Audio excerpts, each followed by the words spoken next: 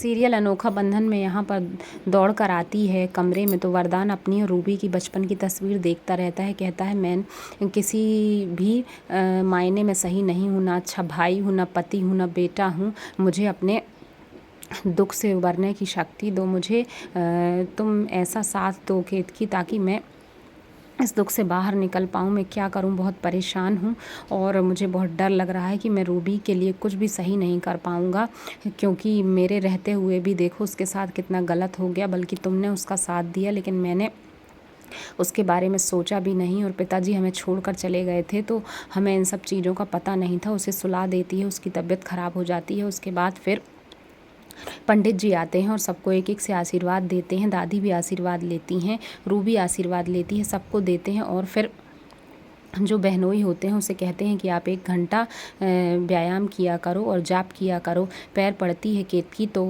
वरदान और केतकी से कहते हैं कि ये रक्षा सूत्र बांध लो हाथ में 3 घंटे तक। जैसे ही वह बांधने वाले होते हैं तो आकर आकाश निकाल देता है और कहता है कि बिल्कुल ऐसा नहीं है, हत्यारे के हाथ में रक्षा सूत्र अच्छी बात नहीं है। पुलिस वाले आ जाते हैं, कहते हैं तुमने मेरे भाई को मारा है, तुम्हारे कारण मैं आज अकेला हो गया हूँ और तुम्हारा लाइसेंस मिला है मेरे भाई की बॉडी के पास से, इसलिए तुम ही कातिल हो और तुम्हें जेल जाना पड़ेगा। पुलिस वाला कहता है कि तुम्हारी पत्नी ने रिपोर्ट लिखवाई है। तभी याद आता है कालिंदी को कि मैं शर्ट पहन गई थी तो इसलिए गिर गया होगा। इधर आती है वो पुलिस स्टेशन, तो उससे तरह तरह की बातें करता है, जैसे हमेशा ही पुलिस वाले करते हैं, कभी किसी का साथ नहीं देते, हमेशा बुरा करते हैं ज़्यादातर। तो पुलिस वाला हथकड़ी लगा लेता है। उसकी बहनें माँ और केतकी रोकती हैं, फिर भी रुकता नहीं है। कहता है जाओ अपने वकील को लेके आना। बाहर मीडिया वाले होते हैं और वरदान से तरह तरह के सवाल करते हैं।